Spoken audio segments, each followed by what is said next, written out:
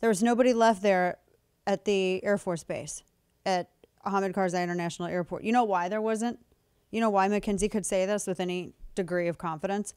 It's because they sent emails out telling everyone to shelter in place. And they sent emails out saying, shelter in place, don't come. And then they closed the gates and locked them. So, yeah, here, this is real basic. I guess when you tell people to not go to the airport and to shelter in place because you allowed terrorists to control the entirety of the perimeter, and then you close and lock the gates, guess what? Americans and Afghan allies aren't going to be able to get into the airport because you told them to shelter in place and you closed and locked the gates, you rat bastards. That's what... No, I am absolutely not. If you dislike me calling people how they are, feel free to go listen to Oprah. I am not in a mood. There's a family here in my town. In my town. Trying to help another Texas family. Another family that are American citizens. They were from Afghanistan. They became American citizens. 2 decades they helped our soldiers. Protected their lives.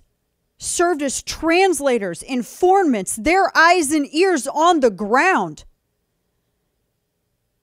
And they were left right along with the military dogs in Kabul. If you can't get outraged about this, what are you saving it for? This is when you should be outraged. And when I look at the squad, the Democrats, Rashida Tlaib and them, I haven't seen any of them tweet about any of this stuff in Afghanistan. Weird. Also, they're too busy complaining about they want to trade out the chairman of the Fed because they want to control crypto. But hey, we don't have mean tweets anymore. So glad, right? I hope all of the people who were very upset by Donald Trump's mean tweets, I want you to look at all of the texts that have been shared from our operators, from people who are trying to do everything that they can to help out our allies that risk their lives for us. You know, some of our allies had their daughters taken from them and they were gang raped by terrorists because they were helping our soldiers, our men and women in uniform. And they became jihadi brides. Did you know a friend of mine who actually was involved, one of the people who was involved in the Pineapple Express operation, they're out now. My friend Tim Kennedy was another one who was over there. He's out now in one of the other countries and working to repatriate to those countries a lot of these translators and informants. They left everything behind.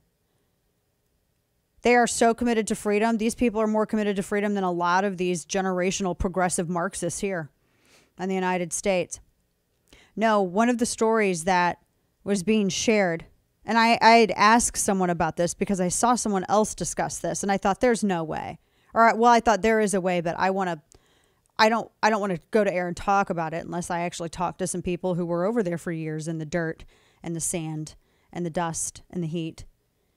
Stories that I saw of dads who were so nervous about their daughters, and they were really trying to very carefully get to the airport and avoid being identified as aides to the U.S. soldiers, etc., because going through that gamut of ISIS-K and Taliban, I mean, good heavens. And some fathers actually were considering like maiming in some way their daughters so that they would be less attractive to terrorists who would want to take them as jihadi brides. But at least we don't have mean tweets, right? I'm so glad that the people who helped make this possible, I'm so glad that they can go to bed and rest easy tonight knowing that it's okay if some dads have to worry about maiming their daughters so they're not torn up from the inside out by gang raping terrorists, just so you can feel better about not seeing mean tweets in your Twitter timeline. And I hope that weighs as heavily on your soul as I mean for it to. Sickening.